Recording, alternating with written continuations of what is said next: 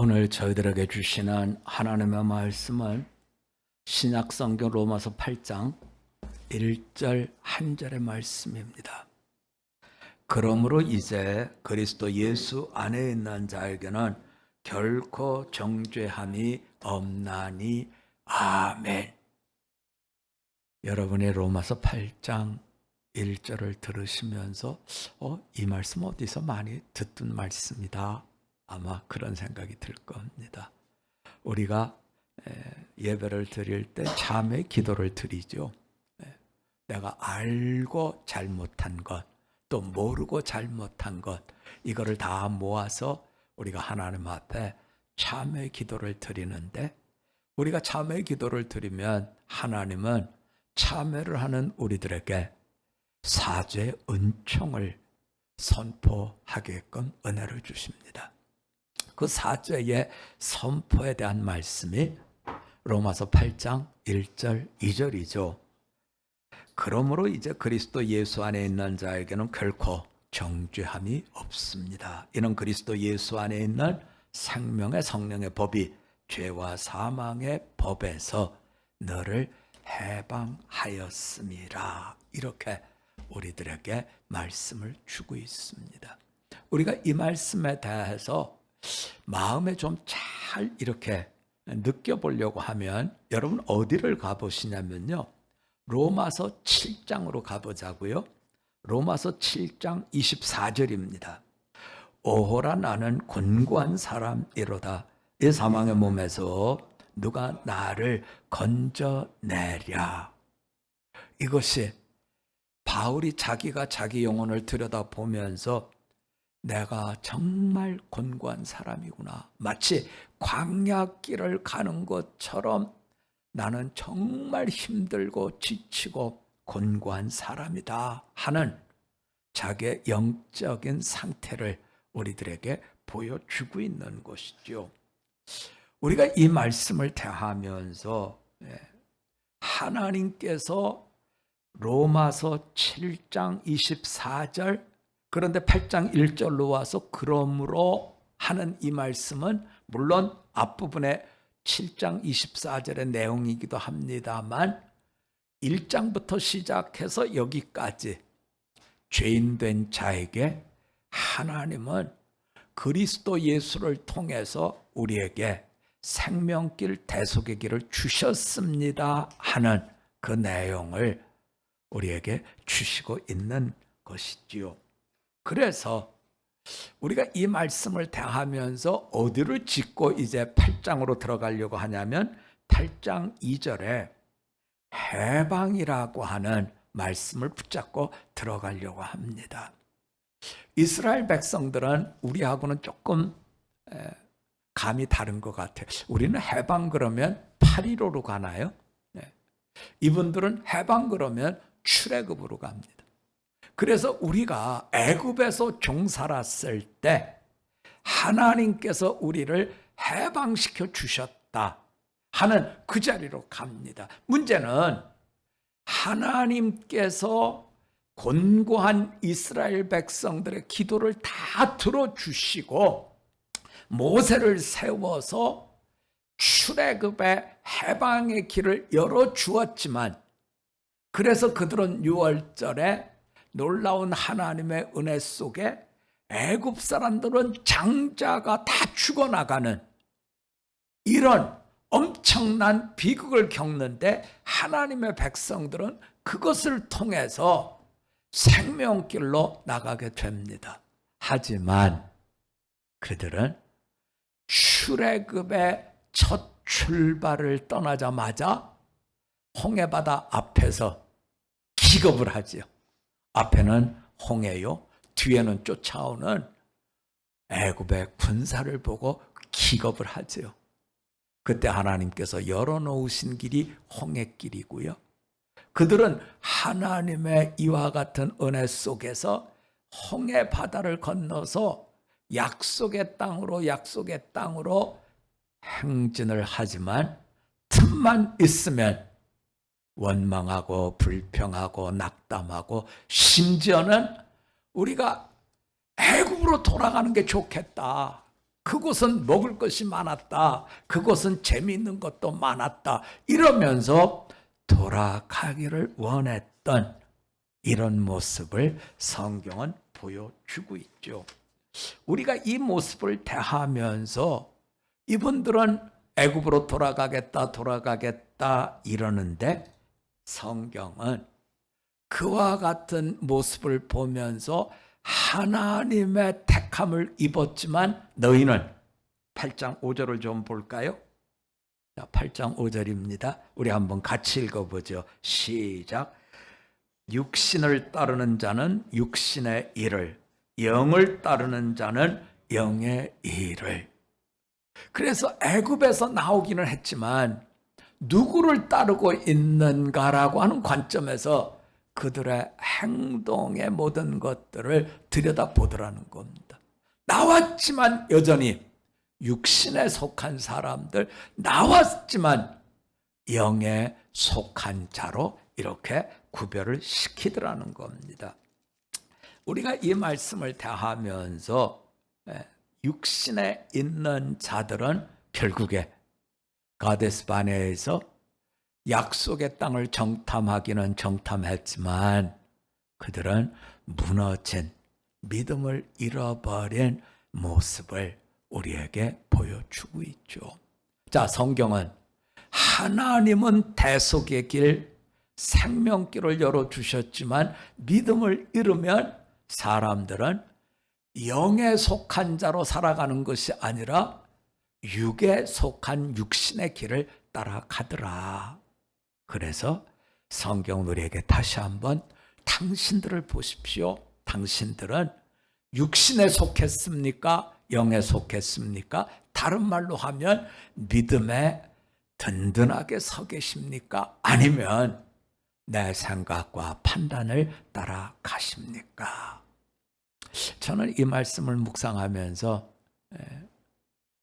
요즘에는 친구들이 은퇴를 해서 그런지 카톡으로 뭘 많이 보내요. 뭐 이것도 보내고 저것도 보내고. 그런데 어떤 친구가 이제 보냈는데 한국판 탕자의 이야기입니다. 이러면서 이제 보내왔어요. 내용은 이렇더라고요. 어느 시골에 아들이 아버지한테 상속을 해달라는 거예요. 그럼 자기는 그걸 받아가지고 도시에 나가서 자기가 가문을 일구고 성공을 하겠다. 그래서 아버지가 그 아들 때에 할 수 없이 상속을 해줬습니다. 이제 상속을 해주면서 그 아들한테 아버지가 다짐을 하는 거예요. 아들아, 네가 상속을 받아서 그걸 가지고 도시에 가면 너는 성공하리라 굳게 믿고 있는데 아버지가 너한테 꼭 해줄 얘기가 있다. 네가 실패했다고 해서 호적에서 너를 뺀다든지 이런 일은 절대로 없다. 그러니까 네가 어려워지고 네가 힘이 들고 네가 지치고 네가 다 없어지면 아버지를 기억해라.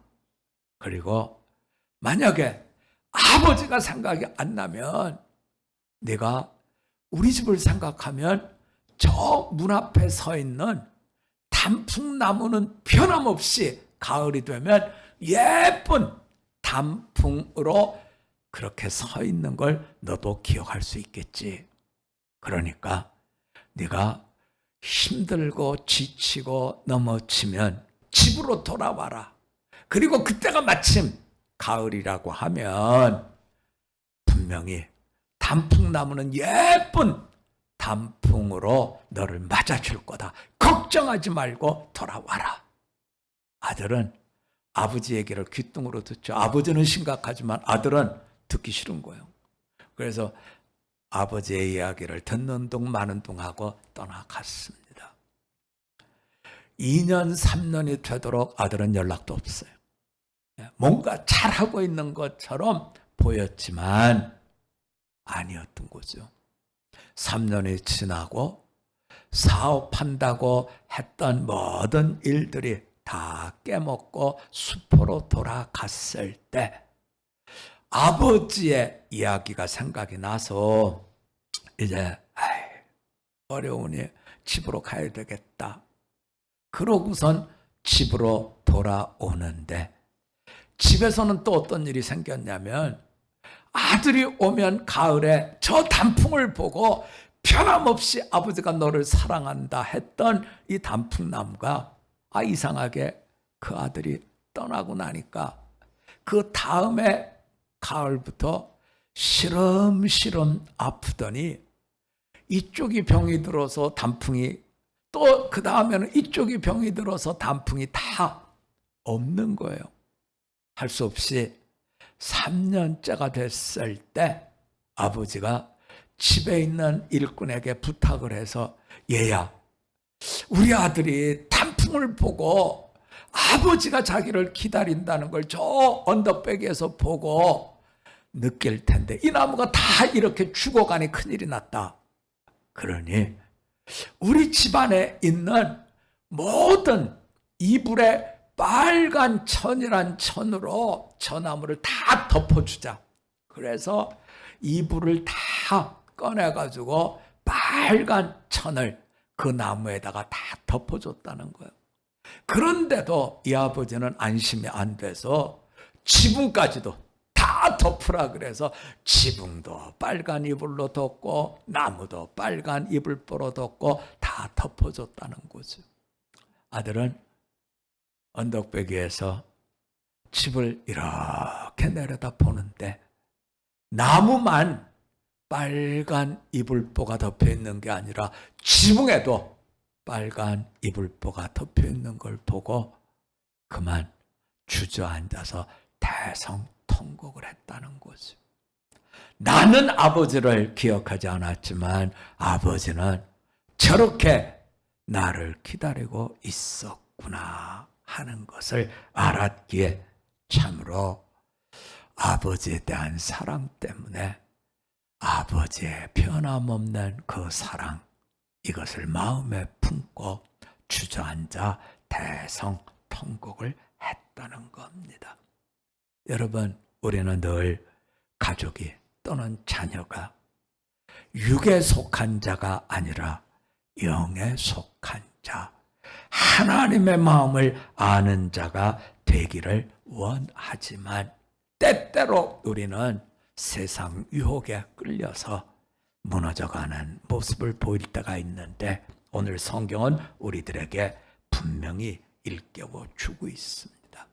하나님은 너를 기다리고 있다. 하나님은 너를 자녀 삼아서 너를 포기하지 않는다 하는 이 말씀을 우리에게 이렇게 주고 있는 것이죠. 더 나아가서 육신을 따르는 자는 육신의 일을 하고 영을 따르는 자는 영의 일 생각한다 그랬습니다. 그러면 영을 따르는 사람들이 하는 영의 일에 대해서 오늘 로마서 8장은 두 가지로 얘기를 해주고 있습니다. 영의 일에 대해서 이제 말씀이 우리에게 듣게 해주는데 9절, 10절, 11절에서 어떤 말씀을 주냐면 너희 속에 하나님의 영이 거하시면, 또 10절에 가면 그리스도께서 너희 안에 계시면, 11절에서도 영이 너희 안에, 마지막 줄에서 그의 영으로 말미암아, 이렇게 영이 우리 안에 거하는 것을 일깨워 주고 있습니다. 그래서 영의 일이 무엇입니까? 이렇게 얘기를 하면 영의 일은 우리 안에 들어와서 우리와 함께 거하는 이것이 영의 일 첫 번째라는 겁니다. 이제 제가 요즘에 겪은 일을 한 가지 말씀을 드리죠. 요즘에는 아마 사업들이 쉽지 않아서 그런 것 같아요. 어느 날 보니까 어느 건설회사에서 이렇게 학생들을 위한 미술 대회를 한다고 포스터를 붙였어요. 그래서 이건 뭐지 보니까 아마 우리 아파트 단지 여기 재건축을 노리는 건설회사가 붙인 것 같아요. 근데 거기 보니까 이렇게 써 있더라고요. 어느 국민학교를 딱 초등학교를 지정을 했더라고요. 근데 아마 그건 여기, 그 다음에 저 밑에 있는 학교, 저 위에 있는 학교, 이 세 군데 학교를 이렇게 딱 지정한 것 같아요. 그런데 거기에 재밌는 거는 1등 하는 학생은 50만 원의 상금을 준대요. 그래서 그걸 보면서 역시 사업을 하는 사람들은 머리가 저렇구나, 이제 그랬어요. 또 얼마 있으니까 또 포스터가 한 장에 또 붙었어요. 거기에 보니까 어떤 포스터냐면 자기네 학원에 대한 이야기를 써놓은 이런 포스터예요.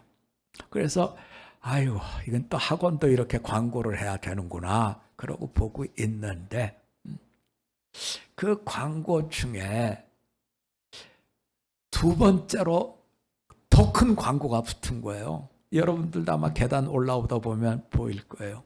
근데 그 광고가 무슨 광고냐면 이런 광고예요. 자기네 그 학원에 나오는 학생들이 미술 발표를 기획을 했대요.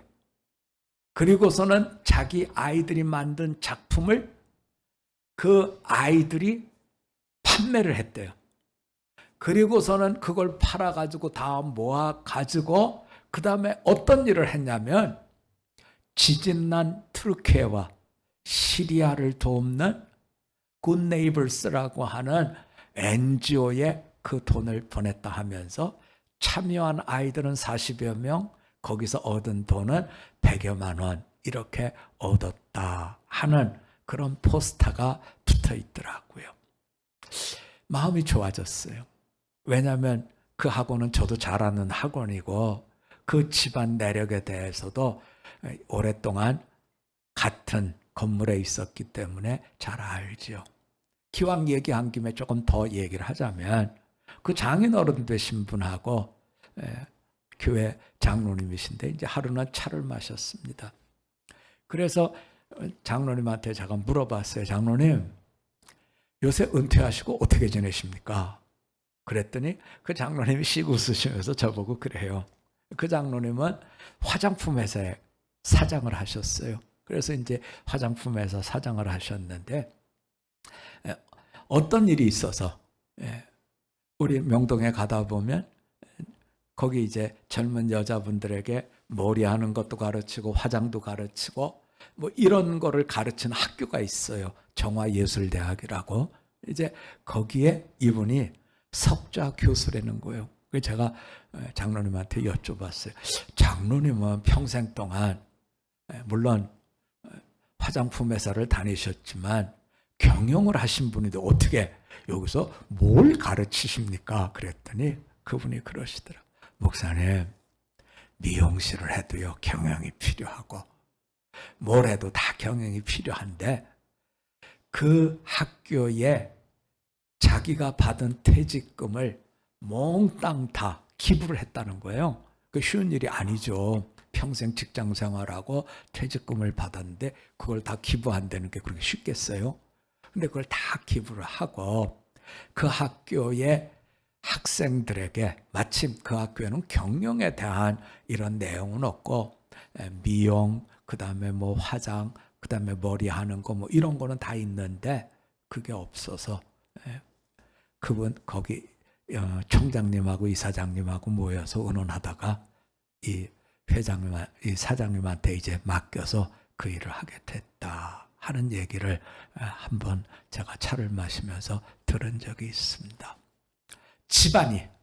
집안이 나누어주는 것, 이것을 잘하는 것이 바로 우리가 성령의 일을, 내 속에 성령님이 계시면 학원을 해도 아이들에게 그림 기술만 가르치는 것이 아니라 다른 사람을 사랑하고 돕는 이와 같은 모든 것들을 잘 이렇게 이끌어주는, 그분은 사위예요. 사위인데 그걸 보면서 좋은 분들이구나 하는 생각을 가지게 됐습니다. 이제 한 가지 더 말씀을 드리면, 이렇게 하나님이 내 안에 계시면 성령님께서 우리들에게 원하시는 것을 우리가 행합니다 하는 것이 첫 번째요. 두 번째는 성령님이 내 안에 계시면, 오늘 말씀으로 다시 한번 가볼까요, 여러분? 14절입니다. 우리 한번 같이 나눠볼까요? 시작. 무릇 하나님의 영으로 인도함을 받는 사람은 곧 하나님의 아들이라. 내가 하나님의 아들, 상속자라고 하는 말씀이 14절, 15절, 16절, 17절에서 계속 나오죠. 내가 하나님의 아들이다, 하나님의 상속자다. 그래서 하나님께서 주시는 영광도 받고 또 우리가 그 영광을 받기 위해서 고난도 받는다 하는 말씀이 이제 17절에서 우리에게 주어진 말씀인데요. 제가 유튜브를 보다가 그 내용을 보고 찔끔 울었어요. 내용은 이렇습니다. 어느 학교의 졸업식이에요. 그래서 이제 졸업한 학생들한테 미리 졸업하면서 거기에 오신 분들한테 이야기하도록 연설을 부탁한 거죠. 근데 한 아이가 딱 이렇게 연단에 섰어요. 그런데 이 아이가 자기가 그 학교의 총장님한테 허락받은 연설문은 이겁니다 하고 이렇게 보여주더라고요. 그런데 지금 제 마음은 이 연설문을 연설하는 게 아니라 제 속에 있는 분의 원하시는 이야기를 제가 전해야 될 것 같습니다 하면서 이 연설문을 쫙 찢더라고요.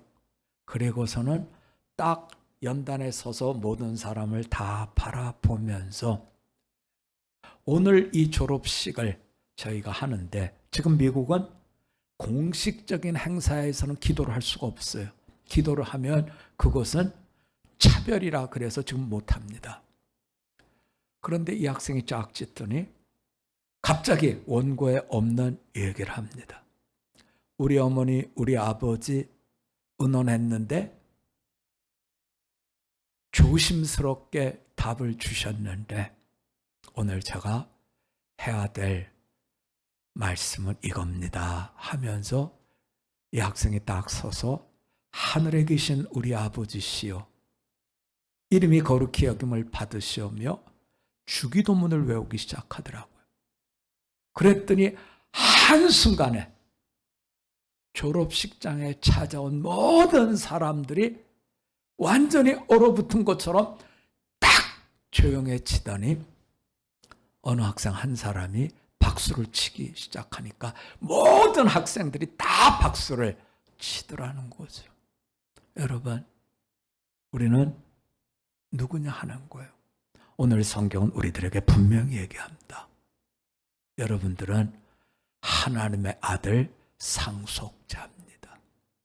법이 가로막아도, 그리고 그것이 나에게 어려움이 찾아와도 우리는 하나님의 자녀요 상속자입니다.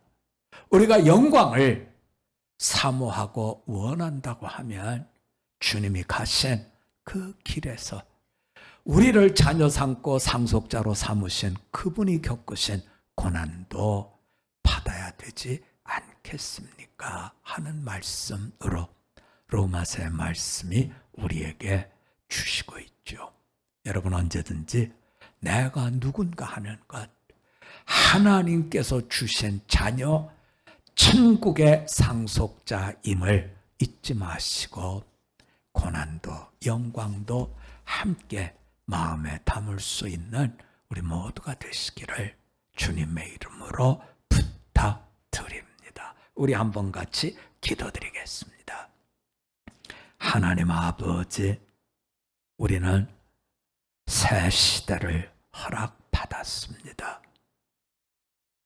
참으로 세상에 속하던 옛 시대는 지나갔고 이제는 주님의 대속의 은혜 속에 하나님이 주신 놀라운 축복의 새 시대를 허락받았습니다. 이 새 시대를 통해서 우리는 성령님께서 우리 안에 내주에 계시고 성령님은 우리에게 하나님의 기뻐하시는 일뿐 아니라 끊임없이 너는 하나님의 자녀라고 하는 것을 일깨워 주시고 있습니다. 하나님의 자녀답게 믿음의 선한 싸움 잘 감당케 하옵시고 든든하게 서가도록 은혜 더해 주시기만 구합니다. 참으로 하나님의 나라를 세워가며 우리 하나님 주시는 영광과 주님이 받으신 고난도 함께 받을 수 있는 우리 되게 하여 주시옵소서.